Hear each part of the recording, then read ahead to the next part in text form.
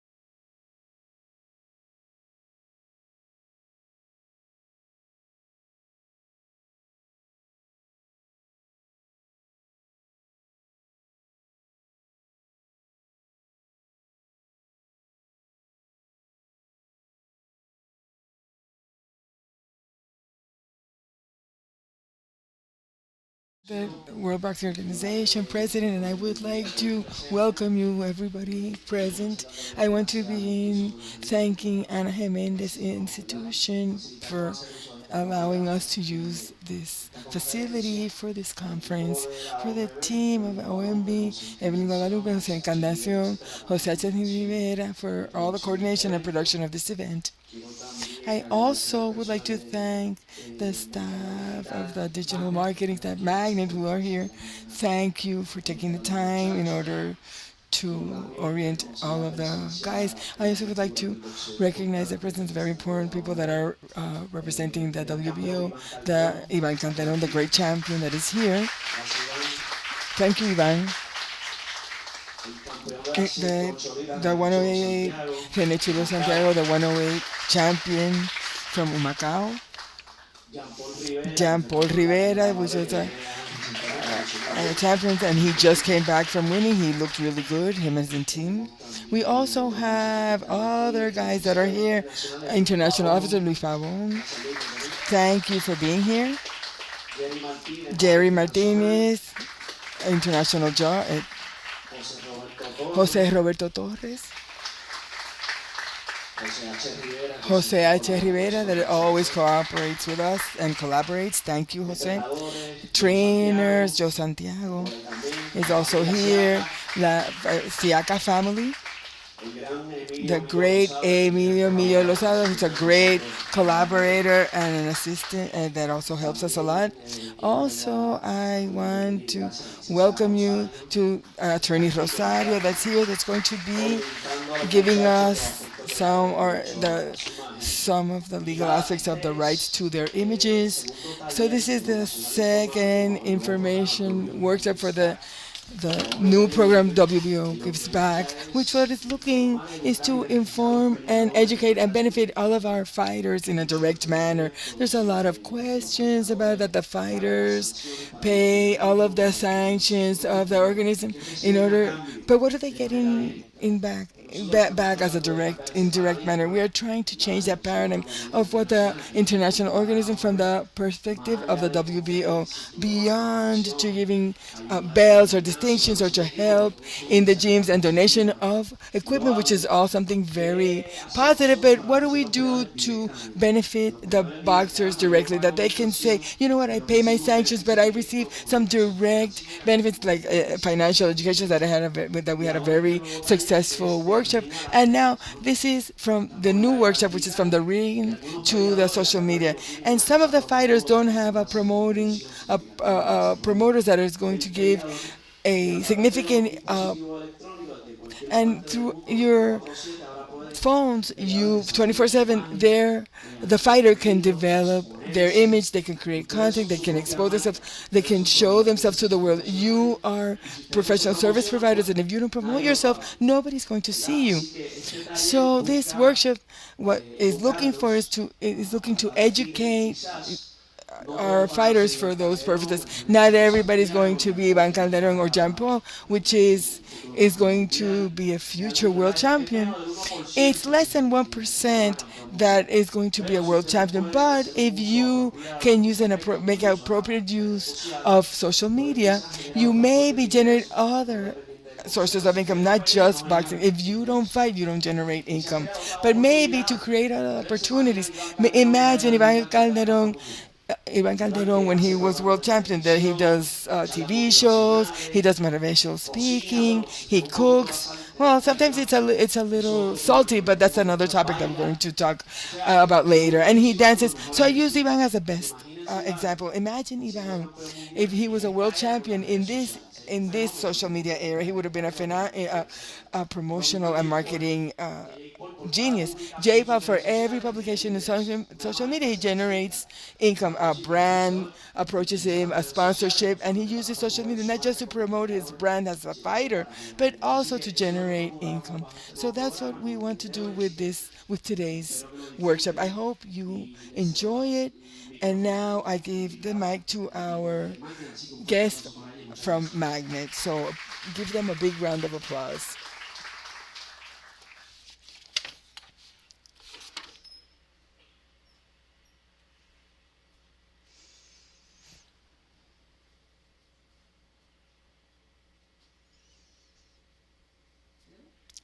Hello.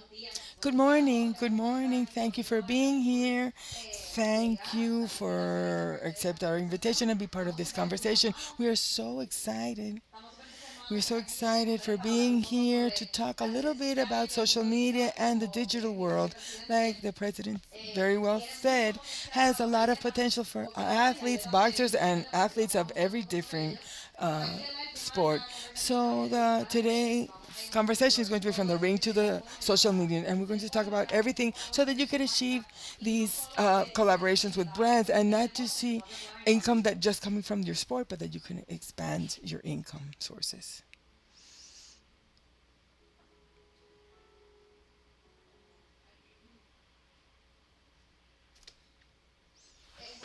This is Salvador.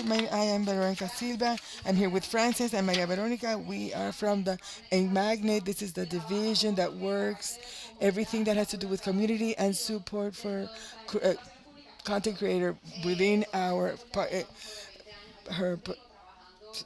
We are working and we work with social creators from international and local brands. So we spoke what we are the community magnet. What we are looking for through our platform is not to, we don't represent talent. We are not talent managers, but we want to create a community and content creators today and year after year. Brands are investing a lot of their budget in collabs with content creators and athletes, professionals in the different industries because the results are obvious to their brand. Our goal and our work from Magnet is to give you tools, workshops like this, continued education to help you to become more professional, to understand the content creation industry and to be able to grow and maximize its use. What we're going to see today, why is it important to develop a personal brand? And we're going to talk about that and how to use social media with a purpose. Each platform has a style and has a different objective. We're going to talk about that and all align to your industry, which is specifically boxing. Tools that you can use. You don't have to be a professional photographer. You can take a course. That would be great. Everything's going to help. But from your phone, you can create content and you can achieve good results. So very good tools and accessible that you're going to be able to use. Then I'm going to have questions and answers and common errors that exist. And the objective is, the president said, but to review it, is to learn to strategically use social media so that you can, from your platforms, be able to get enough reach to be able to attract collaborations with brands, endorsements, sponsorships, any type, different types of collabs. How many of you use Instagram, TikTok, or any social media every day? We see it from news to consume content. Who would like to achieve collaborations with brands in order to be able to continue to grow as an athlete? Yes, everybody wants to do that. And like I said before, it's an industry that is continually growing. Annually, the brands invest more money in this. So it's very important to be active in this. Social media are as important as your fight record. That sounds, wow, a little bit strong, but yes, as a matter of fact, we're looking towards the movement, towards the public to go directly to social media to find out about a brand before going to Google. This is very new. The insignificant increase that the social media, Instagram, Facebook, and Facebook have become the search tool about what a product is and a brand is, and go and leaving the websites. Your image speaks for you. And we're going to talk about what's a personal brand and why is it so important to have it, have one that is very defined in social media. What is a personal brand? Let's talk a little bit about this and why is it important that you define your personal brand. It sounds like very complex, but it's just who you are. Your personal brand defines who you are by telling it to the world. This is what you project through your social media. This is how the audience and families can perceive you, recognize you, and listens to you, and how they connect with you. It's what's going to differentiate you from everybody else. Everybody's a boxer. All of you are a boxer, but you have a different style, you have a different personality. And that is what's going to connect with your audience, it's going to define your personal brand. It's going to open the doors in and out of the ring. Obviously, in the ring because you're going to use your platforms to promote your fights and what you have in your dream within your sports. But outside of the ring is a world of possibility from the products that you use in order to stay fit, from your nutrition, from what you're wearing. All of that is a possibility for collaboration and for you to generate income. And how and why do we need to work social media with a purpose? And we wanted to talk about three different athletes from different levels in their journey, but I wanted to show you how they are managing their personal brand from their social media, especially Instagram. Here's Leandro Antonetti. He's a soccer player. He's young. He's beginning to shoot up in his career, and he's using his social media very well. And here we're looking at Instagram. He does a combination about his sport.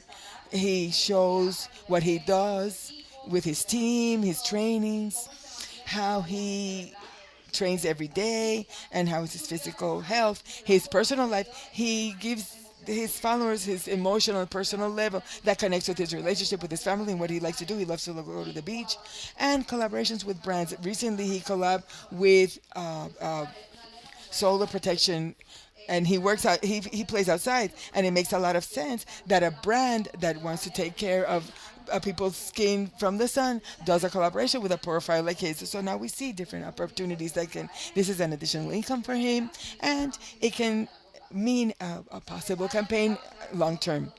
Sander Sayas, and we wanted to bring an example because it's a very specific example in your sport, but he is use very proactive and correct of his social media. We see content of his fights, of trainings, of his day-to-day life. We see different personal things of his personal life that shows his audience his personal brand, what he is, what he likes to do, what he likes to do, what he doesn't like to do. And lastly, we have Jose Juan Barea, and we wanted to bring this example because Jose Juan Barea, obviously, he's a very successful Puerto Rican basketball player, but right now he's at a different stage in his life. But still, through his social platforms, he remains active and he defines a new personal brand. What is he doing now? Well, right now he works as a coach. He still shares content about his training, about his personal projects with his foundation. He shares content of his family once in a while. So this personal brand, which is 360, it's not just, it's everything that you are in all aspects of your life, and it's a complement. It's what's going to help you to connect with your audience and with different brands.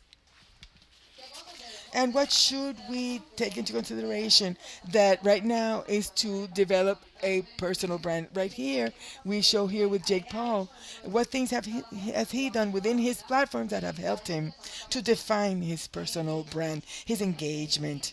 His engagement is a very important word, and it's this interaction. It means the interaction that your daily interaction with your audience and in your platforms.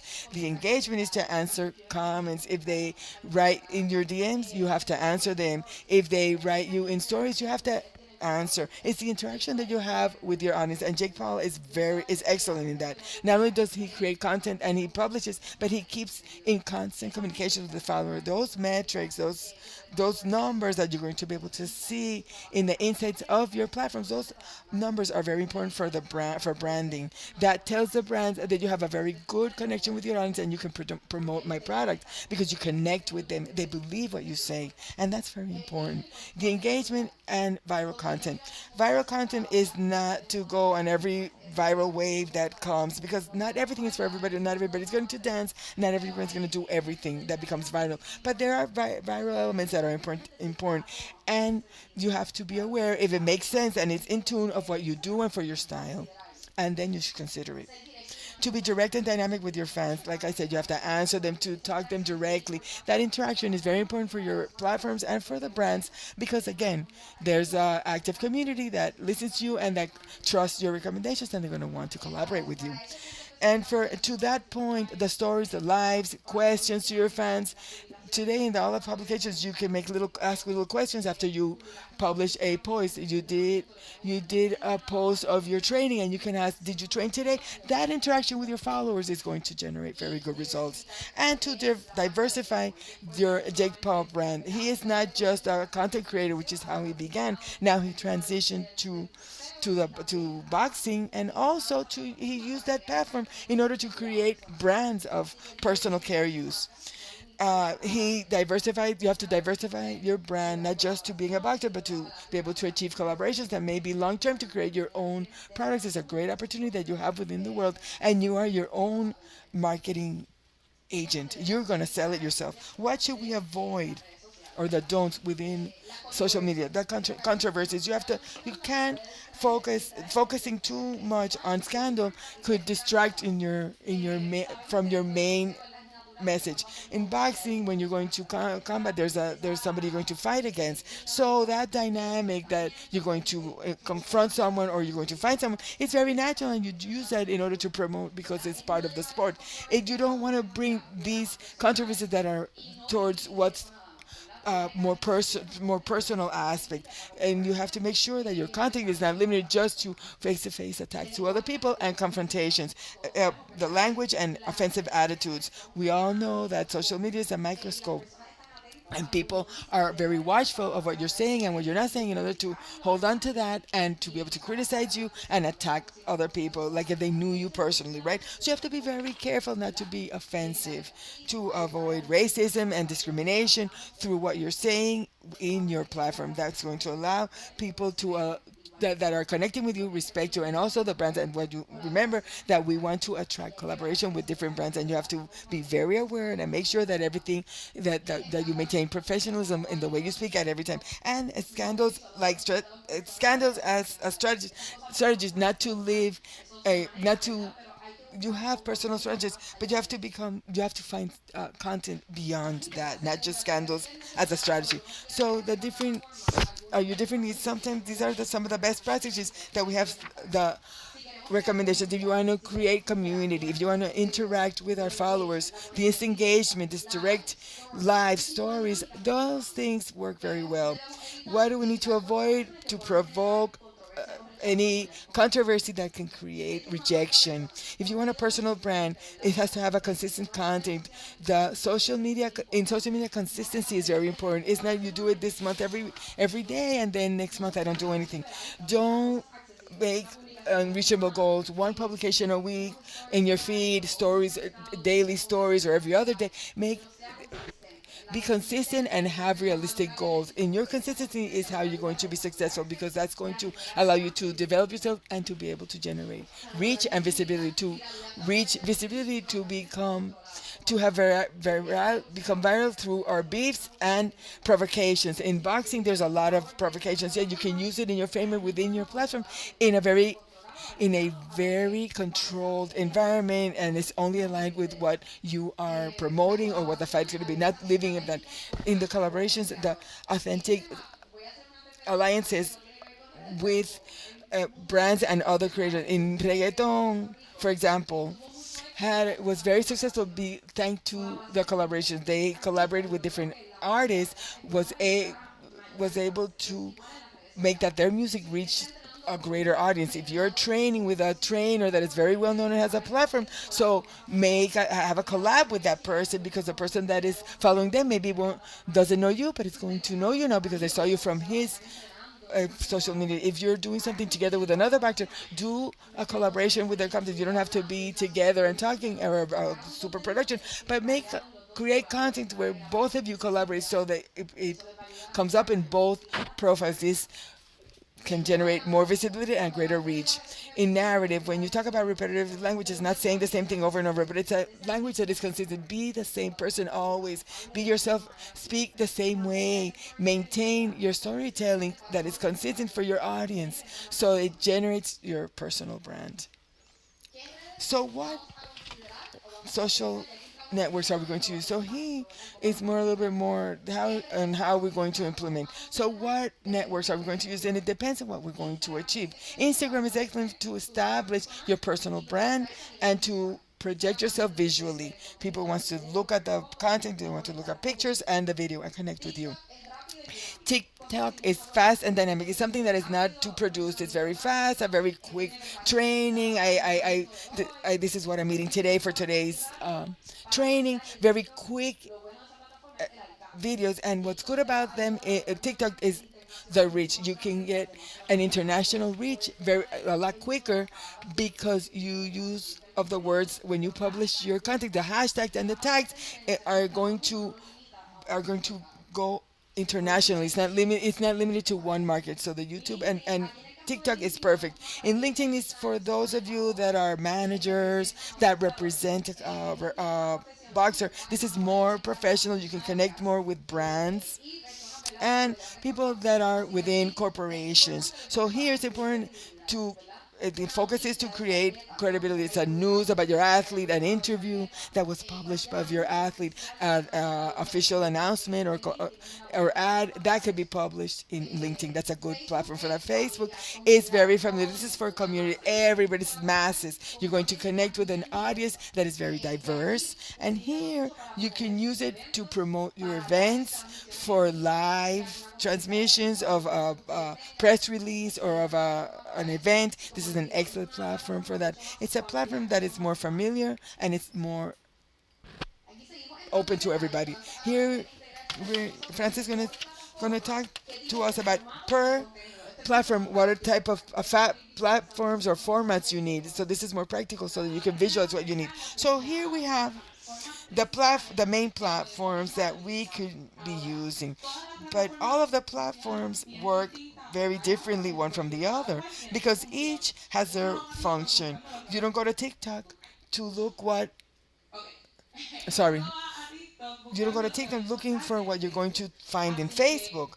So you need to you don't you don't put what you're going to publish in TikTok you're going to do in Instagram. It's going to help you. If you're going to specialize, it's going to help you achieve what you want with each of your publications. If you want visibility and connection with an audience, then Instagram and TikTok are your two platforms. In Instagram, there's carousels or reels, and people use it. People are scrolling, and all of a sudden it was 8 o'clock. It started at 8, and now it's 11. Reels are used for that. We can share our trainings, maybe some of the hiccups of your of your some of sports achievements, or here you have your stories that you can share what happens every day. It's nothing overproduced. It's just to put your phone and you say good morning, this is what I'm going to do today, and share a little bit more about you're doing it, about what you're going to be doing day to day, your collaborations with brands.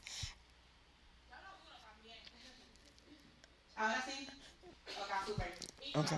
And collaboration with brands and natural mentions with products. If you don't have Instagram, that is the main platform. Most all platforms appear in this platform, the brands. If you want to collaborate with any brand, it's very important. If you want to open any platforms and you only want just one, Instagram is the one that you need if you want to have a collaboration with a brand. If you want to be on social media, then you can be with TikTok, and you can hone it more to your day to day with videos, with trends. If you don't want to dance, but you can involve a little bit more of your personality of your day to day. People love on TikTok the authenticity, very creative and fun videos. Like Veronica said, LinkedIn is a platform that if you don't know who LinkedIn is, the best way to explain it is professional Facebook. LinkedIn is the Facebook for professionals. It works about the same way. The only thing is that the content is different. Here you're going to find many professionals of different industries. So it's a very good platform to be able to connect one on one with people that can bring opportunity in terms of brands, of sponsorships. So since it's a more management environment, it's a great platform to stay up to date. This will be your resume, your online resume. You can you can that you can share your press release or long text, any thoughts that you have if you're that type of a person, etc. And then we have Facebook, that I think the platform that everybody began with because it's one of the first. Here you can share your live events, videos, albums with different pictures, etc. And you can also capture a more broad public. It could be your number one fan to their grandma to the grandmother that follows you in every fight. So it's very important to know how are you going to approach these platforms according to what they are and what they are used for. The best practices. So Veronica spoke a little bit about this, but we would like to be a little bit more in detail because social media is a business. They have become that. And if we use them very casually, then they don't necessarily you're not going to necessarily going to achieve the results that you're looking for. So you need to treat it as a business. So we need to comply with certain pillars to be able to reach the goal that we are looking for. So we have to have interaction with the community. It's very important to maintain communication with the people that comment on your media. Some people comment things that we shouldn't answer, and those are going to ignore. But positive comments or people that are always commenting, if we don't know what to answer with just a little heart or an emoji or just a smiley face or a thumbs up, that's just fine. It helps to move interactions to your page using polls. Sometimes you don't want to write a whole caption, but you can use a polls. Helps a lot. And also, if you see content from someone that took a picture of you or did fan art, so you write the person and ask them permission to use the content and you repost, helps a lot. Fans of you that went to the fight and published something, repost what they published. It helps to create community. The fan feels seen and recognized by you, and as an aim in terms of image, it has to be professional and coherent. Since, like we know, there are a lot of brands, there's a lot of sponsorships, there's a lot of people that are looking at you.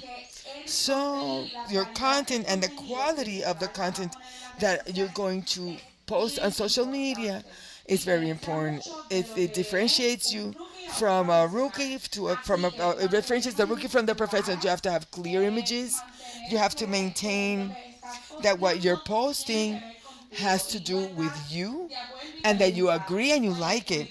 To memes, if you publish memes, it's excellent, but it's not good doing that all the time on your feed because at a professional level, people don't like that necessarily like that.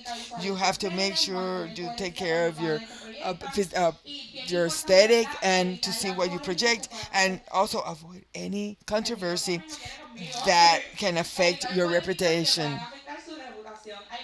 Sometimes there are people, like I mentioned, that can't make comments that could upset you because people talk about things that maybe they don't necessarily know or that we don't really agree with. Just leave them aside, ignore them.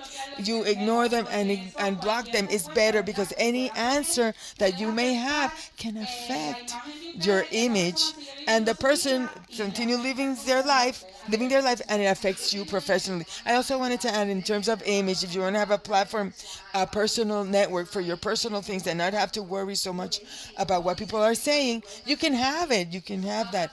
And open your page of Joel Boxer or Joel Athlete or Joel Professional, and then you watch out for these points there. So you don't have to feel that you have to, be you can have a personal platform for your family and friends, but have one that is professional that also you maintain and you manage it.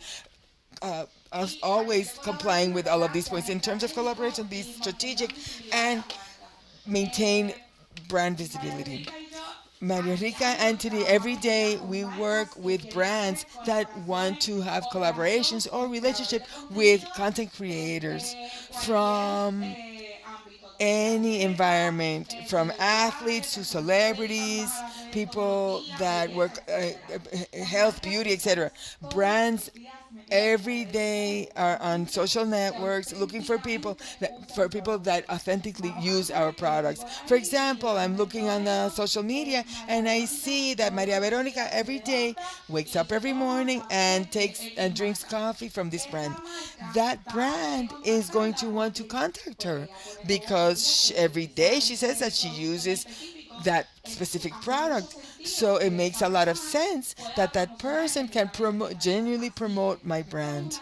So if there's some sneakers that you like, or there's something that you use, a workout that you use, show it, genuinely, because you really don't know if somebody's watching you and they want to approach you.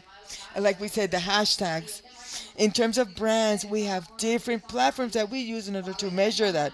Sometimes it's manually, you follow the person and you find it, but we have platforms that gives us that data. This profile is using this product. You know what? They publish you all the time and uses your hashtag all the time.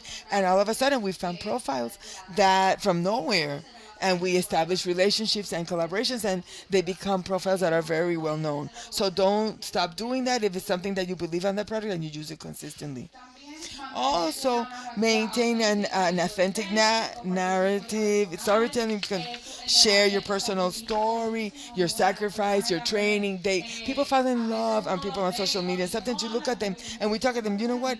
I think that I know that person, that they're my friend. I think I know them from my whole life. So to keeping, you share because also it's to keep safety in mind, right? But sharing and private, you keep your private, very private things to yourself, right? But what makes sense with your personal brand is very important to establish your personal. Share it from a more professional point of view, and to be very authentic. If you're a person that is very funny, don't try to be serious because people can tell.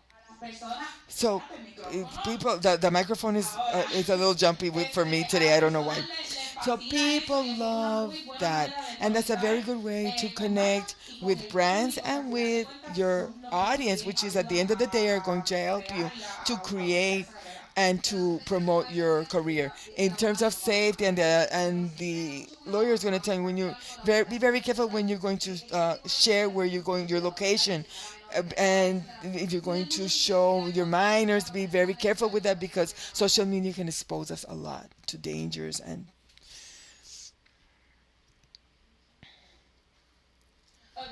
so, in terms of content, you have to be constant to continually. You have to you have to publish regularly, and I work with this every day. All of a sudden I'm looking for someone, an athlete, a content creator for a brand, and all of a sudden, oh, this is a perfect person and we're going to collaborate, and all of a sudden they don't publish since 2023. So you have to keep constant and you have to publish, and every day it's very important, or as often as you can, to keep the record of your life and of your career in terms of social media and with a lot of visibility. Also, combine a little bit of everything. Play with the networks. At the end of the day, if it's something that it has to be serious and you have to have a strategy, but if it's something that you can also have a little fun with. And the very easy ideas for content, the trainings, nutrition, and the behind the scenes of the event, of your events, motivation, your personality. And also to be thankful to your fans and to your brands, and this help. You had a collab, so we can have another one if show your appreciation. How do brands find you? Like we said, every day we're on social media and we're stalking you, but while we're looking at your profiles and we are looking at what you do, what you like, to be able to find how to join you to our brands or bring you together with our brands. So it's very important. That's very important that what you publish to maintain your visibility, that you're always there, and your community. That's how we can reach you as well. What you publish is your content with your communities, your followers. That your followers share your content and react to it, and that comes up to us, and that's how we get the data, and that's how we reach you. And in terms of visibility, to be consistent publishing your content, the more consistent you are, the greater reach you're going to have. And what do we look for as a brand in your content? Professionalism. That doesn't necessarily is limited to that you're serious or that you project yourself a certain way. No, it's how you speak. If like Veronica says, if you've been in some sort of controversy, there are some brands that prefer if you've been in some sort of issue that doesn't go agree with the my values of my brand. I don't want to be tied to that person. I want that person to represent. So it's very important to have the best image that you can present and to keep it like that in the media. Your authenticity, consistency, and to be aligned with your values. And here we have different examples of content that you can create. You can show the first one, Camila Vieira. She's a runner, Camila Vieira, and recently she ran. She had a meet, and this brand was Maybelline that hired her. This brand doesn't necessarily is tied to that this is beauty, but it incorporated the sport that she practices in order to highlight one of the benefits of their product. So you have to identify yourself beyond the sport. It can help you to generate this type of income. Also, Sandra Sayas here is more in terms of her day to day and how keeps his branding. But in this context specifically that we were highlighting, it talks about his training. These are things that his audience likes to watch that he can keep that they can maintain engaged, they can keep engaged and watching what you are doing. Content, it was a training that day. You just it's not something very elaborate. It's just you don't have to sub, you don't edit it, nothing. It's just a phone and somebody videoing you doing all your exercises. And so it's not anything elaborate. It's like at the beginning, it doesn't have to be overcomplicated. And here we have Habana Cabrera. This is a video. I don't know if it's gonna take it. This is a day in her life. It goes beyond of the sport and the collaborations to share you who you are, so that there's different opportunities and your representation can be seen at the social media. If those who know, she's a Puerto Rican surfer and she has won a lot of surfing meets. And so it's very important to get to know the impact on social media beyond simply publishing. And that's it. It's very important to be up to date with our metrics. And sometimes we look at those numbers on the networks and they explain to you what they're doing, and we're like, oh my God, what is this? Well, we're going to make it very simple. They allow you to make informed decisions about content that you have to continue doing. Beyond the likes and the comments, what really is generating good results? It helps you show your professional worth before in front with different brands or clients or sponsorship. It measures not just measuring is just not just counting likes, but really understanding the real worth of your influence or the real value. According to the objective of you want to publish, this is what you have to measure. If you're talking about more personally, then what can you be looking at? You can be looking if you have more followers, if your engagement rate. The engagement rate is a number that we can not necessarily do we see it in social media, but that we see it from the brand and agency side, which is the percentage of the people that you reach and how many of those are commenting and how many of you are interacting with you. That's why we mentioned that if somebody comments, you have to answer them, and that generate that conversation within your platform, because There are people that can have a lot of followers, but the truth is, if the followers see and are like, okay, look, I saw it, and they don't necessarily are showing that they care what you're posting, then maybe are not that maybe a brand is not going to want to align with you.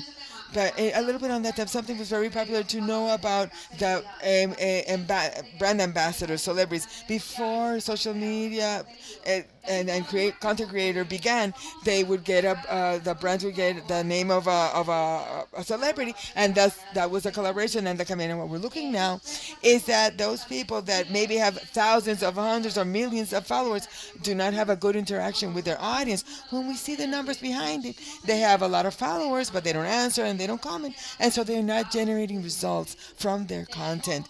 If you have few followers, you can have few followers and have a lot of engagement because you answer and you're always interacting with your followers. If I'm going to have a collab with you and you talked about my product and they asked you questions and you answered and people were interested with about what you publish, it's not number of followers. The metric, the measurement of followers can be super, and you can buy followers and you can see it in our platforms, in the analytical platforms. So it's not about how many followers, it's how you connect with your followers. You have to be very conscious about this. You have to connect and comment and respond. And continuing with that line, if you want to build communities, you have to also look at the comments and you answer them, that you receive DMs, that you are receiving views of your videos. So this basically, if you publish a video from anything of your day to day or your training, for example, and you have to see how many saves and how many people looked at your content. You have to make sure in order to build community. If you want to reach sponsorship, then you have to look at that number to see what is the reach and views, to how many people is your content reaching. Sometimes you see X amount of interactions, but the content, a lot of people, more people saw it, and that Instagram shows you the number, and they tell you in insights. It's very important to maintain your visualization. You know what? I place this content, and it reached all these people. Why? Because you identify what did you do in those videos to be able to repeat it a little bit later on. And also, content creation doesn't necessarily, you don't necessarily need the best camera. You just need a phone. A telephone basically has everything you need to be able to create good content. But there are some little things that if you want to bring it to a different level, then these are things that you need to have. You need a telephone that has a good camera so that the image that you are projecting looks good, with good quality. You need a tripod to hold the cell phone. Is good to keep the videos very stable. If you want to be in the gym and somebody can't video you, well, you just put it on your. Everybody started putting a box behind the cell phone, so at least I can video myself in the gym. So you can start with whatever you have, but if you like to do this and you wanna become a little bit more professional, so you put a tripod and you can put your cell phone and you can video yourself anywhere you are. You need a lavalier microphone if you want to have a little bit more professional content. Also ring lights or LED portable ring lights. Sometimes you don't want to walk around with a light because it looks a little bit, but if you're close to a window where there's good illumination, could be helpful. Also, you can have a GoPro or a sports camera so that what you're doing when you're in movement can be recorded properly. Helps a lot. But just to begin, everybody has something. It's the phone. It could be your first stuff. That is your best tool. Also, the platforms and softwares that are key, these are all free to be able to create content and to edit the video. These are our favorites. In order to edit video, CapCut, most of you know about it. If not, it's a editing application that is pretty user friendly, where you can bring your videos post your videos, and you can edit it with text. You can add it. You can even have template. They sometimes have templates, and they have the sound, and you can edit it through the. This is what I was telling you. This platform, you do a few clips in the content that you did, and you don't know how to edit it, you put it into CapCut, and CapCut will automatically will auto edit it. You don't have to. You don't have to worry about it, and they will give it to you with captions that don't have copyright, that are not copywritten. And when you're going to talk about that you're going to add music, you have to make that's important. Copyright is very important. So the platform already know this, and it already gives you the selection of songs that you're not going to have any copyright problems. There's also for a photo editing, there's Lightroom or Snapseed, and it's free. Also, that phone you can edit from your photo apps. You go to edit, and there's a lot of features that you can use. Also for graphic design, in order to be able to promote different things. Canva is the best thing. I'm a fan. It has templates to have posters, stories, reels. You can even edit videos there, and it's an excellent platform. In the case of Canva, it's something that's very relevant. If you're going to publish a picture, each platform, it's very common. Each platform it has its own style and their own audience. It has their different size of content, and we don't want to publish something that's horizontal that's going to be cut in half when you're going to put it in TikTok, because now TikTok is vertical and not horizontal. So Canva already tells you if you're going to put it on Instagram, you tell them, and it's going to give you in the right measurement and configuration, just to make sure that visually looks very professional. And also, in order to program content, sometimes you have content that you want to publish it tomorrow at 3 in the afternoon, and you don't want to put an alarm. So Meta has something called Meta Business Suite, which is free. uh, it's more for professionals, but there you can go in and you put your caption and you put the picture and you put the time, and it publishes later. Also, later, which is a platform, but it's a little bit more advanced, it can also do this for you.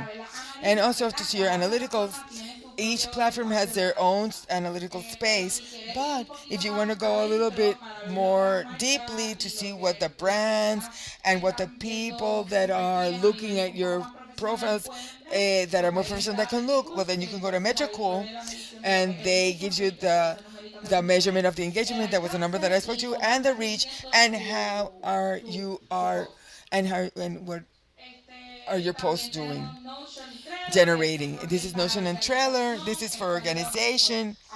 This is what helps people that are watching or people that are working on this, that is more in an administrative fashion. So you can plan and you can organize yourself this way. Google Drive in order to save all of your content. I wanted to say also that in terms of saving content, once you publish, it doesn't go away, right? You don't erase it. Don't put Google Drive or whatever cloud that you like. If there's content that you can repeat in a couple of months, right, of a training or something specific, so don't erase your content. Oh, I published it, I can reuse it. No, okay. Save the material, because you use a content that mixes different videos and different content. Just save it in a cloud. Uh, Also, in order to generate Canva for captions, for ideas, in order to be able to correct anything, ChatGPT is an excellent platform. It's a tool. It's a great tool that can help you to organize yourself better, to in order to explain things. Use it. It's a tool that it's at our reach, and we can use it in our families. It's free.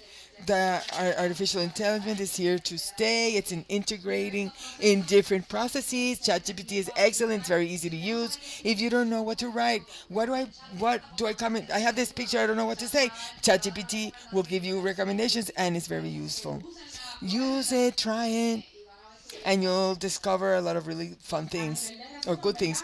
As a summary, to summarize, we wanted to take you, this is what we want you to take away with you, that your personal brand is you, is a representation of you to the world, not only your professional as an athlete, but how you project yourself in your as your image, and your image opens doors within.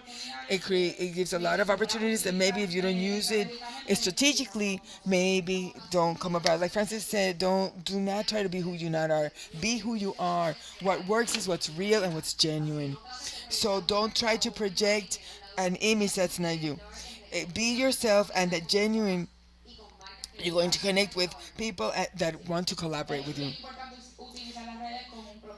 Use it with the social media with a purpose, and each platform has their role, and it's key to use it strategically to be able to connect with fans or with brands.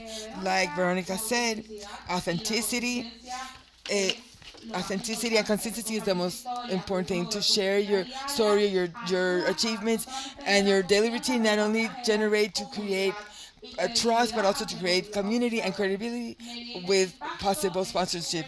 To measure the impact is very important beyond only to have likes. Also, you need to analyze your KPIs, which are those key points that we mentioned, the reach, interactions, etc., in order to show that your platforms have value.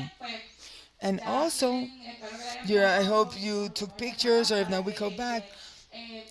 Since you have those tools accessible, I think you also have the presentations that you can keep. That is a basic key of what you can use in order to reach these objectives and to be able to create a digital presence that is professional and attractive.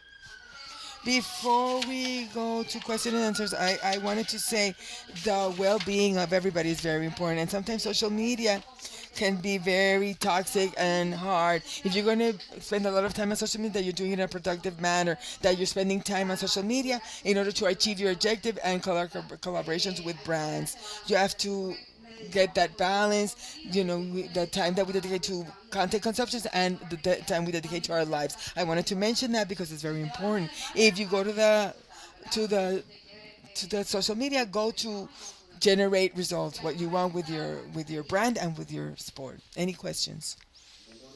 Veronica, two questions. One, if you could explain in very brief things the process in order to monetize your publications throughout by means of the platforms.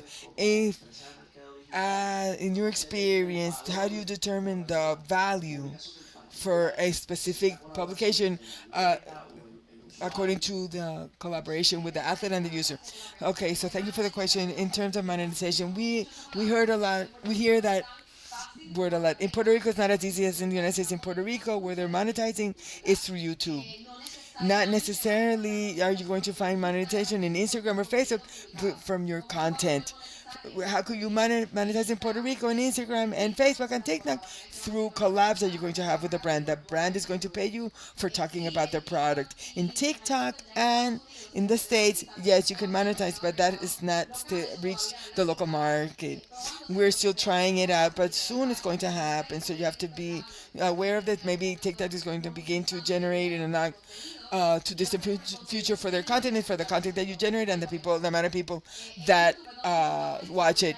In YouTube, it's monetized and it's more elaborate because YouTube requires longer content, like podcasts, etc. So that's where it's monetizing at the local level. But in the today's platforms is only it collaborates. That's why it's important that you're vocal with what you use, the products, the services that you use, and you present them and you maintain your personal image so that those brands are interested in you and want to collaborate. And the second question was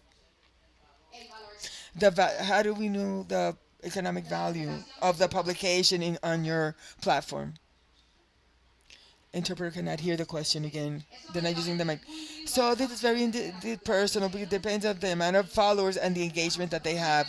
In terms of the agencies, we have some metrics. If it's a profile that it's micro, which is a profile that has from 5 to 10,000 followers, and based on the number of followers and the engagement, that is that number that we told that there's a reach and the people that interact with your content is how we define the cost. So it's very important to be very aware of those numbers and a platform that can help you because it's very individualized. I cannot tell you a cost in general for everybody, but you can use tools of AI like ChatGPT, which is free, and you can ask the platform, I have so many followers, I receive so many messages a day, and how many comments or a month in Puerto Rico. How should I charge for this content? And the platform is going to give you some numbers in terms of the trends because it's a very individualized number. So that would be something that when you're going to receive those collabs of the brands, you're going to be able to see it with how you manage it, and analyzing the numbers are based on the offers that the brands are going to give you. In terms of in general, I don't know if you want to give a general number.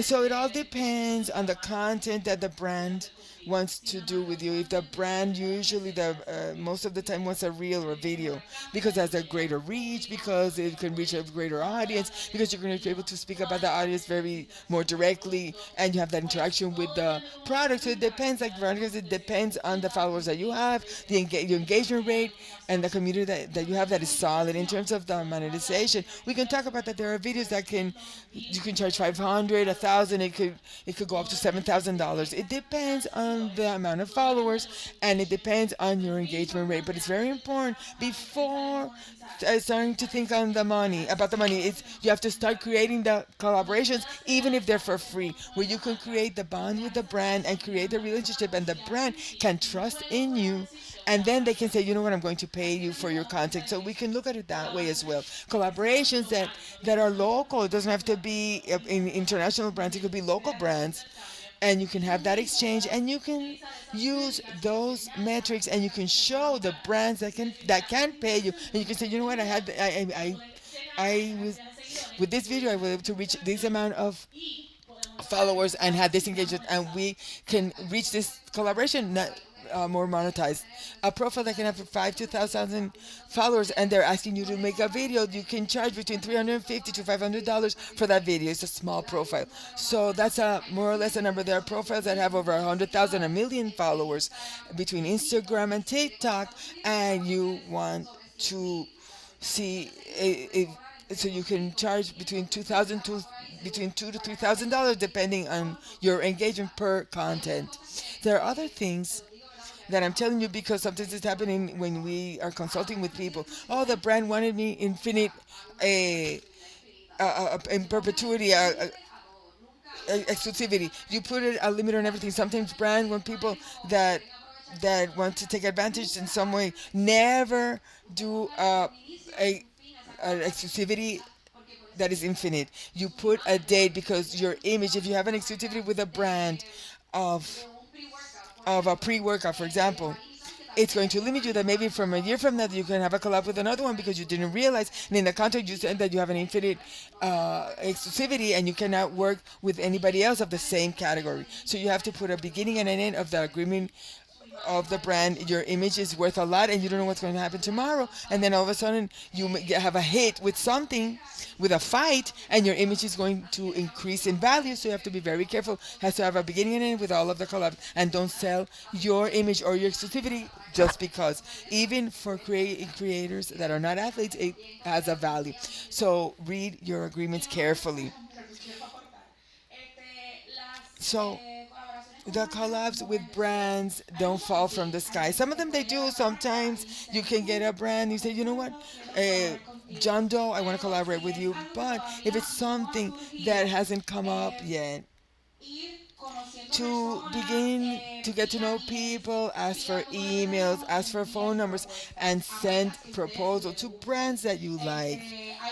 Sometimes it's as simple as that you saw someone that was collaborated with X brand, and you ask them, you know what, can you share the email of your contact of that brand? And you can send an email and saying, hi, I'm so and so. I have this account that have so many followers. I love your product, and I would love to collaborate with you. Those messages reach the right person, and they can achieve the type of agreement and collab that you would like to have. So always dare to connect, to write, and to bring a proposal. From one message you can achieve great things. This is how, just like we're training, brands manage their social media, and they are aware of all of the messages because they have to respond to all the people that consume their products. So you can send a professional DM that is written very professionally, and it's going going to reach somebody from marketing, and if they see a fit with you, they're going to approach you. Don't be scared to do it, and happens every day. It's a great way to open doors and give follow up. Don't be scared. Oh, they didn't answer me, but you can continue. But if you believe in you and you think that this is a possibility for you, continue. Don't give up. Any other questions?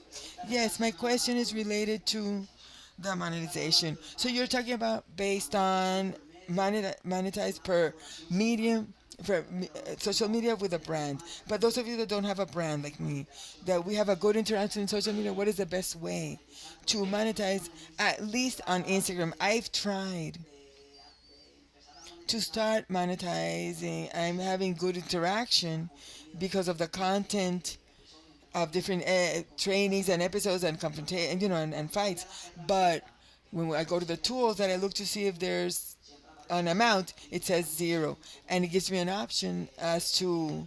So you have a time that is been you have a certain amount of time to be able to monetize or verification. So that's so Instagram and Facebook and TikTok in Puerto Rico does not monetize. It unless if it's tied to a collaboration with a brand. So the brand is going to pay you, not the platform will not pay you. Right now, not Instagram or Facebook or TikTok are not going to pay you for your content. TikTok is beginning in Puerto Rico, but it's not something that is not available to everybody. So it's not that you're going to publish up a very incredible post and for X amount of visibility or the reach or the people that said like this going to the platform is going to start paying you. That's not going to happen in Instagram or Facebook. It's not going to happen. So monetization is tied to a brand because the brand is who's paying you. The brand is the one that's going to pay you. The platform is not going to be paying you. Those platforms do not pay you for publishing content. YouTube is the one that pays you for publishing content and for the amount of people that watch your content, and the money is going to pay you. Depends. It's more complicated. It's going to depend on where it was published. For example, Molusco has followers in Puerto Rico and the Dominican Republic. And the payment for somebody from Puerto Rico is different. That is going to pay from the Dominican Republic. It depends you from the people and for where you publish it and the people that watch it. Facebook and Instagram does not pay you. And the reason why we speak about collab with brands is because of that. Because the platforms in Puerto Rico are not paying. We give you the option that there's opportunity for you to monetize in social media, but it's using brands that can provide through whether it's through exchange or for talking about to create a collaboration with you. Do not. It's not just physical products, consumption. It can be all type of brands. So that's why we give you the example because the example that where in Puerto Rico is working, and that there is thousand different opportunities to do so. So you said something very interesting in terms of the brand and the ads. I had the good fortune to have with Crosco, where and this is something that it was for 1 year, and they gave me an amount for that year, but it went over a year, and then there was the program, and they realized that I was on the and it was in the Super Bowl, and they called me and said, Ivan, can we do it? And that was not our deal, but we reached an agreement, and there was more money that was monetary interest, and I called and I said, but that was not our agreement because there were other brands that approached me, and because the ad kept on going, and other businesses stopped using me, and that's what we were telling you. So you have to make sure the brand cannot use your image outside of the date that you established, and if they do, they have to continue paying you. That is the best example, because if not, it could have been affected. It could have affected him with other collabs. That's why I'm telling you right now. I'm with six car rent, which is a car rental, but I can go to another business for car rentals. But I can go to car dealerships. So it's different things. That it's not that you cannot knock on the door of a car dealership because you are promoting a car rental. It's not. It's two different businesses. You can do other businesses with the same thing that you do, but not with the brand's competition. It's very important that the responsibility that you have with the brand. If you made an agreement with this brand of this car rental brand, don't go to the next month with somebody else, because first of all, you lose credibility with your audience, and number two, the brand is never going to hire you because you went to the competitor, right? So if the brand didn't hire you and you see that there's opportunity and you have something that ties you with somebody else, then sure. But if you want to develop that relationship that he has with that brand, the car rental for long term, but then don't go with the competition, right? Right. To show them a different offer. I have an idea for next month. Try to continue finding opportunities, but you have that's the value and the professionalism. You have to keep the relationship, that the opportunities you have to take care of them so that they can grow at long term. But that was an excellent example of what we were just talking about. You have to put a limit to your agreements. Any other questions over here? So let me see how I ask, because it's a little bit long. I'm going to go for it in terms of organizing it. So based on your experience with businesses that are looking for content creators, so times have been changing. And about a few years ago, when we saw someone, for example, with someone that had tattoos, was a person that literally was disqualified. Today, we see. I mean, I don't have tattoos, but my wife does. It is something very normal. But before, you used to not see, and it wasn't looked in the same way as we see it today. So, still, within the businesses that are looking for people in order to use them for their images, that type of body art, the way you dress, or even the place where you're coming from, does it still create some sort of resistance, and can it hurt some kind of any type of business or agreement? It will depend on the brand. Every brand is different. There are some brands that are also conservative and they don't, but if there's something positive as brand social media, is that they are forcing their brand to diversify, and diversification and representation. This is something that we see in terms of corporate campaigns. We need to see us reflected, right? We need to see people from different genders, from different color of skin. We have to see that representation, and brands are being more intentional with their collaborations in order to integrate people that so that all society can be represented. There's been a change in that. I'm not saying that brands are looking for that's your style. If your style is to be have tattoo, to be urban, and there's nothing wrong with that. There's going to be a brand for you. I am sure there are brands for everybody. There are opportunity for collaborations with everyone. There are more that are more conservative. There are more that are more liberal. Open the door to all of them. Look for the brand that fits you, and then make your approach. So to your question, there are some brands that are going to be a little bit more difficult, but those physical limitations have gone down because society has made that claim, and in society people want to see the diversity in what people are selling us and what we see on the screen. So that's gone down, and there's a little bit more openness, but be very professional. Be careful of your vocabulary. Work on your projection. That's very important. Work on how you express yourself in your vocabulary, and that's going to be more important of the more important factor than how you look. Any other questions? Okay, so thank you. Thank you for listening to us and for asking questions.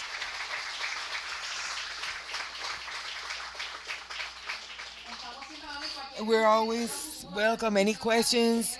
Evelyn and their team has our emails. You can write to us. There's no problem. And great success in your careers. Thank you.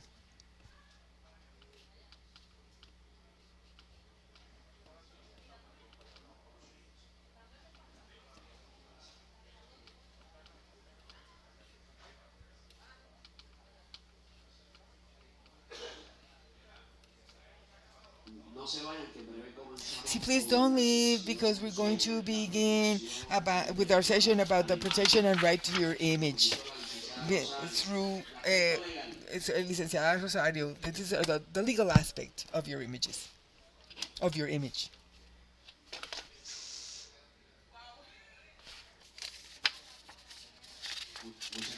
Thank you. to Magnet Team. Before we begin with Licenciada Rosario, there's going to see a video. We're going to watch a video from Jake Paul about the reason for this workshop. What is up, everybody? Shout out to Gustavo and the WBO. I love events like this. They are so helpful for the boxing community. And I wanted to talk briefly about how social media is the future of boxing.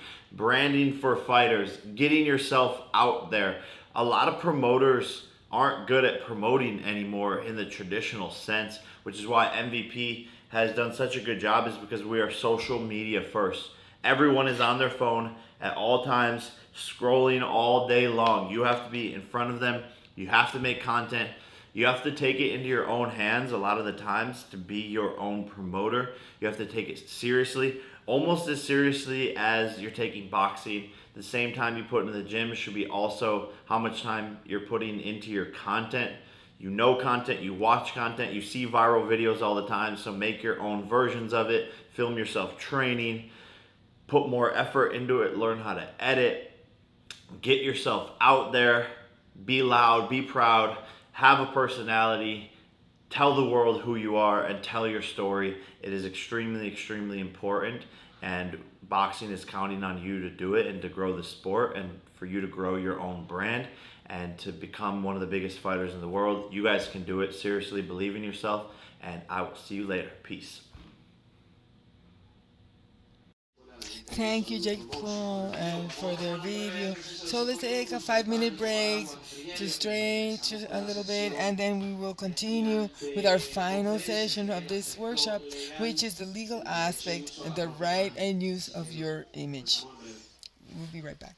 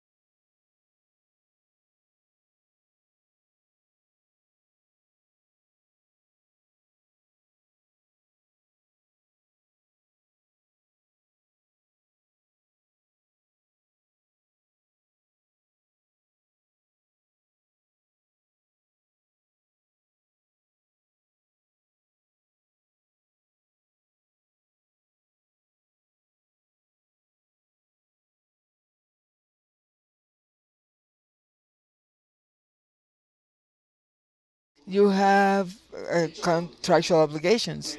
And when you fight, you sign a contract for the fight, and you sign it with the commission, etc. We could say that everything relating to our lives, like we say, the social contract, right? But the legal aspects are always going to the day-to-day of our life, especially for the professional boxers, especially in their careers. Every time you have a fight, you have to sign a contract for the fight. And when you're going to sign an extension with some a manager or a promoter, you have to go to a lawyer and you have to have legal advice in order to make an intelligent decision. And this is the use and management of social media. Now we're going to talk with Licenciada Rosario. She is going to give you an orientation about what are the legal aspects in terms of the legal protection of your image, which is very important. This is an aspect that maybe the fighters are not so familiar with. So please give her a round of applause to Attorney Rosario. Welcome. So good afternoon. I'm attorney Ketsia Rosario. I'm a member of the Alberto Rodriguez Law Offices. I've been practicing around 14 years in this profession and specializing with commercial real estate and corporate rights, specifically in the media, hiring, talent, ads, etc. And so it's a pleasure to be here with you. I want to thank WBO for the invitation and the attorney Olivier and his staff for this initiative and to allow us to share this information with you so that you can make informed decisions within your careers in boxing. So the first part of my information, Magnus spoke to us about from the ring to the social media. How do you use your social media in order to achieve a greater reach, to diversify and growth in your brands, and to reach what we all would like is to exchanges, sponsorships, and interviews. The more you share content, you reach a connection with your audience and you reach a visibility to the brands and entities or businesses that can feel aligned or that can identify with your style, with your values, and with the content that you are posting. But it's very important to know that your image has a value and some protections. The Bill of Rights of Puerto Rico Constitution gives you protections to the dignity and the intimacy of people, and this includes the right to your image. We also have a law that speaks to your own image. It establishes that no brand or business can use your content or images for commercial purposes or publicity purposes without your authority. Nobody can take any content that you post or can use your image to market any service or any product without your knowledge or authorization. If they do it, the law also provides remedies for this, one of the legal remedies for this.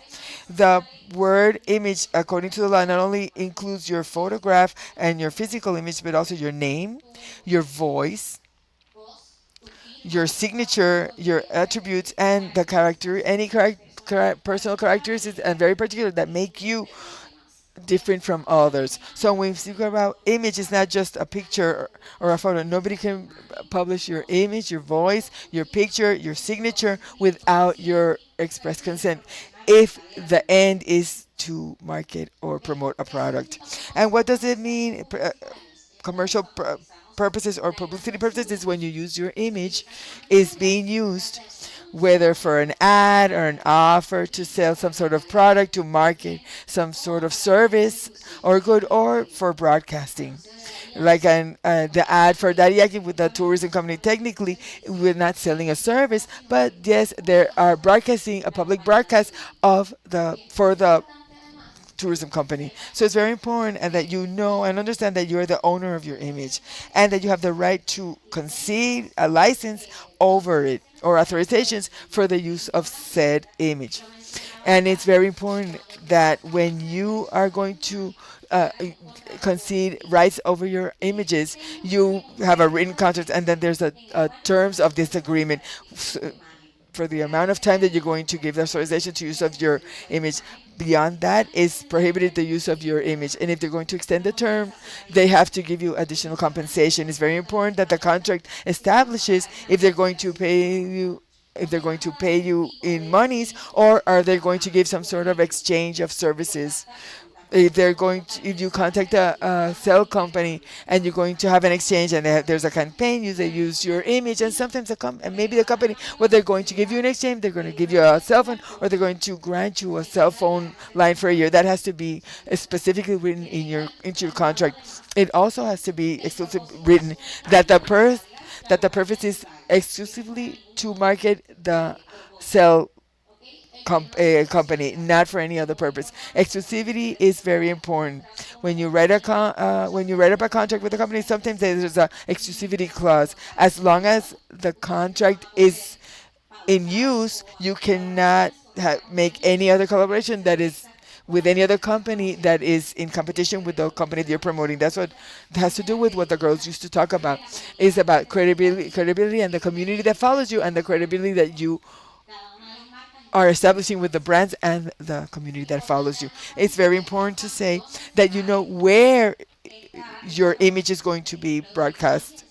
That if it's going to be on billboards, if it's going to be on social media, it's going to be in written press. This is has to be included in your contract. Also, to know the territory, it's not worth the same. It's going to be published locally only, or if it's going to be broadcast internationally. So these are considerations that you need to take into account, or to provide them for within the contract. Is there some limitation of use or particularities that you're going to require? Like, for example, in terms of the campaign for cell phones, maybe you want that the ad has to be related to, or that it shows you within the sport. So these are specific considerations that must be considered within the contract, or included, so that can be included during the campaign.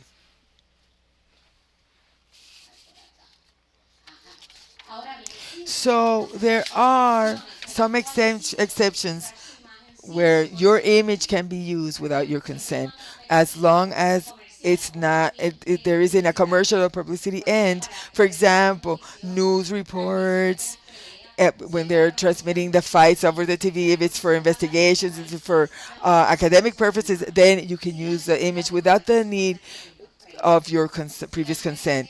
Where if it's a commercial or publicity purpose, then you need previous authorization. And as a summary of what we have been speaking, when you have that agreement with the brand, when you're able to achieve this for any service, then you have to be very aware that you decide when, where, and when is your image broadcast.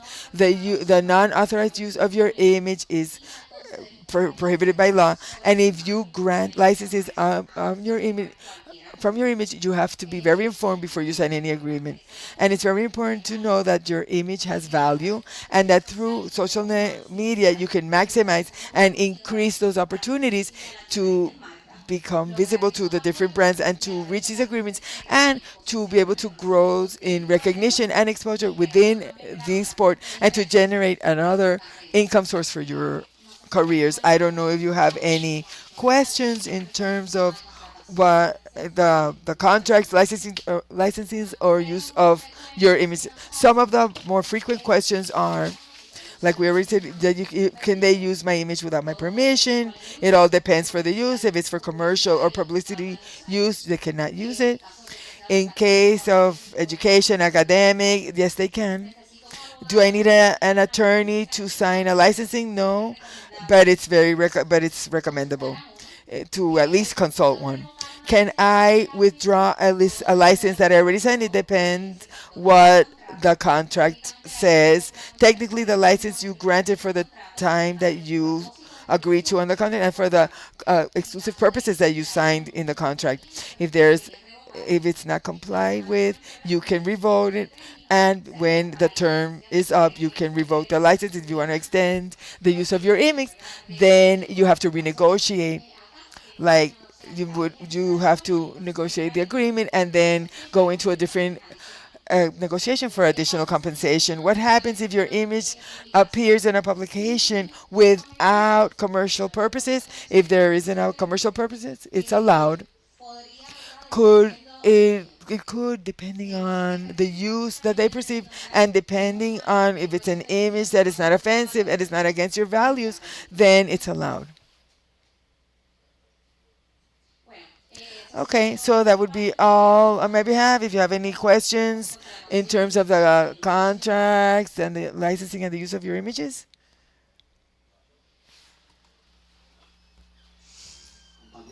So the benefit of those present, two questions. Number one, the protection exists not just in the state level or but it also at the federal level. And the majority of the fighters create their own logos, brands, uniforms, branding. How could they, beyond image, protect their brand as a product?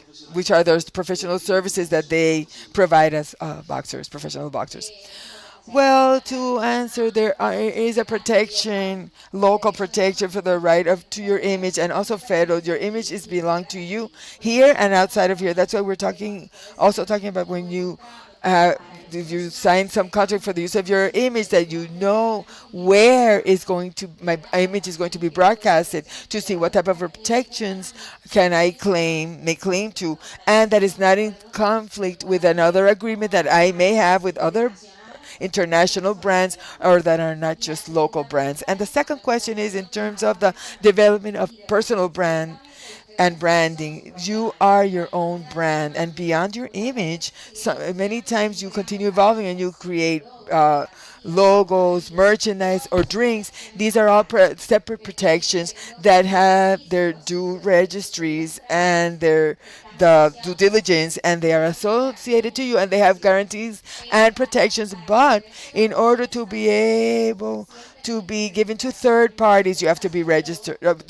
If you have a logo, there's the State Department. In the State Department, there's a registration of brands, and then you have to register your logo so that it could be protected, so that nobody else can use it without the due compensation or authorization or consideration. As part of the creation of content that you do on the social media, sometimes you create a slogan or a catchphrase. So that can be protected. The cost of protection is not very expensive. I don't remember how much it is, but it's not very costly. And this is something that you can also capitalize on. Is all of a sudden there's a phrase that it became a catchphrase, and people are repeating it. You can protect it, and with that, further on, you can capitalize on that. Whether you can create merchandise or you could say the phrase in terms of a product. The world of possibilities throughout the social media and what you post is unlimited. It doesn't circumscribe only to your face and your image, but it's a world of possibility of what you can create. I have a question. I have a contract as a commentator, and I understand, I think it doesn't say that there's exclusivity. Sometimes there are other promoters want me to comment on in their events. The difference is that where I have my contract is ESPN Knockout in Spanish. If tomorrow a promoter calls me so that I can narrate their fights in English, is there a conflict? It would have to look at the contract. Sometimes in our contract there are some general terms that nobody wants to read, that we don't see them because we get so excited to sign an agreement, and it's very important always that we have that. Always look at the contract, because if you expose yourself sometimes to go into the other program, and it ends up that you have an exclusivity, local and international, you could be exposed to a claim because you violation of the contract, or you could be exposed to cancellation of your contract or some sort of monetary sanctions. So before you collaborate with another brand or another service that is in competition or within the same industry or segment that you already have a contract, you always have to go to the source, and the source is the contract. I asked a question that told me, no, it all depends what event you do that does not stain what you are already promoting. What I would tell you, you need to review your contract, because just by asking, we don't want to share you with other people, right? Because I have you only for my brand. So you should always review your contract. If there isn't a exclusivity clause that textually prohibits you, then you may have some authorization and not be exposed to some sort of claim. In terms of the stipulations that are established in the contract, for example, what is the true meaning of an option? If you have a year option, you give 1 year option to the brand or some sort of promoter. Once the contract ends, to be more specific, 1 year, a 2 year contract, for example, but the contract establishes that brand has 1 year an option to extend the contract. So an option to extend for 1 year. What happened within that year that is optional? If, for example, I don't want to reach an agreement with said company, etc., what options would I have? Or is it mandatory to give them the added year? What's going to happen, for example, with my career during that year that I don't want to work with said company? I don't know if I explained myself correctly. It all going to depend what stage you're in. If you are negotiating the contract, then you can negotiate a contract and you're going to use my image for 1 year. And then we can renegotiate for an option.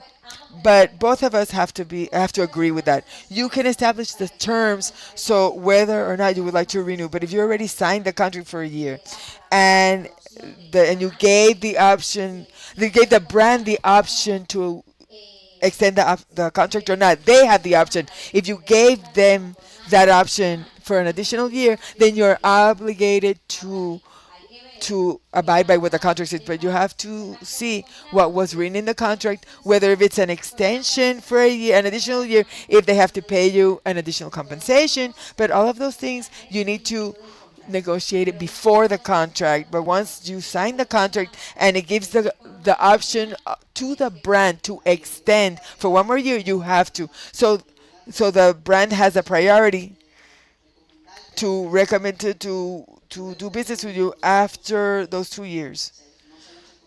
The contract, even if you have the option of giving them to see what business they bring me during that year that they are asking me as an extra option. Let me see if I understand you. So you have a 2 year contract, correct? At the due date of the contract, the contract ends. The parties in good faith can negotiate to go into a new contract for purpose. The fact that you are negotiating did not tie you. It did not. But technically, you can establish a verbal contract. My recommendation is to do it all in writing. But if you don't commit in a contract, you don't have the obligation to stay beyond the original term of the contract. Perfect. And so within the optional year, I decide to work with another company. And then I'm going to have some problems. If you are within the same segment, if there's a exclusivity clause that prohibits it, for example, you signed a shoe brand, and they signed you for 1 year with an option to an additional year. And there's a exclusivity clause in terms of shoes. So in terms of shoes, you cannot do anything else within that year. Yes, you can do with other services, other products, car dealerships, cell phones, etc. But usually exclusivity, like they were talking about, you cannot be exclusive with everything. You have to close it to a segment, to something in particular, and then to establish some terms of the lifetime of the life of the contract. Because if not, it could close doors for future contracts or sponsorships.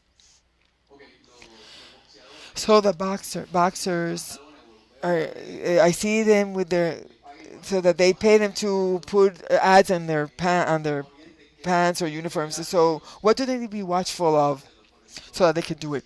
For example, if Coke sponsors them, but the promoter is from Pepsi, they could tell them. Could you tell them something or to speak to this so that they don't do it without any orientation. When we're talking about events, there's always particular sponsors. So promoters of the event, they have reserved rights for those sponsors, and that has priority. Before you can accept a brand for an event, any sort of logo for your uniform, then you have to do a cross-reference with the event to see if there's no limitations or prohibitions. Because if you get to the event with a competitor of to the brand that the promoters are maybe you can be faced to penalties, or that you can't even get onto the ring because you could put into jeopardy what the sponsorship of the main promoters are. So that is a very good observation. Before accepting any type of sponsorship, specifically for an event, you have to do a cross reference, or you have to do your due diligence to make sure that you're not violating the exclusivity rights of any other brand.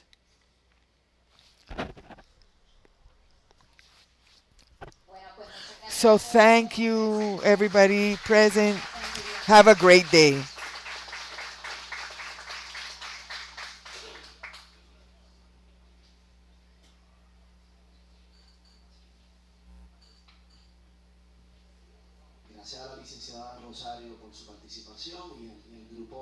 Thank you for the attorney too, and we're going to ask everybody to please come forward to take a group picture. We're going to ask Jean Paul, Aníbal Calderón, Víctor Bisbal, and El Chulo Santiago, and everybody else that in the front with their belts to take a group picture so that we can finish our activity.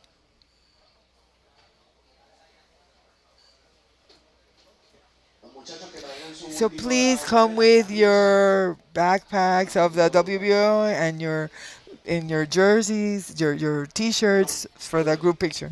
Calderón, Chulo.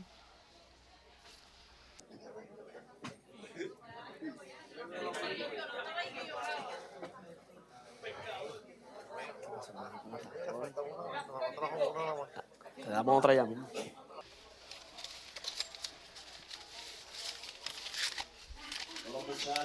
Please, everyone, trainers, the boxing community, please come forward. The officers, Torre, Pavón, José Roberto.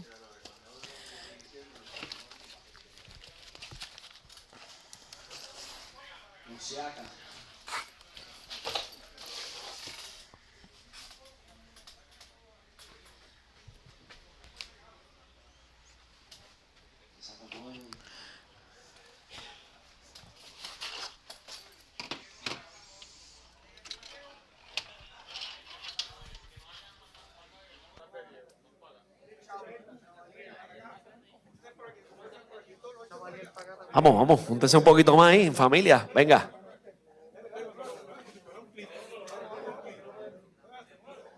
Evelyn.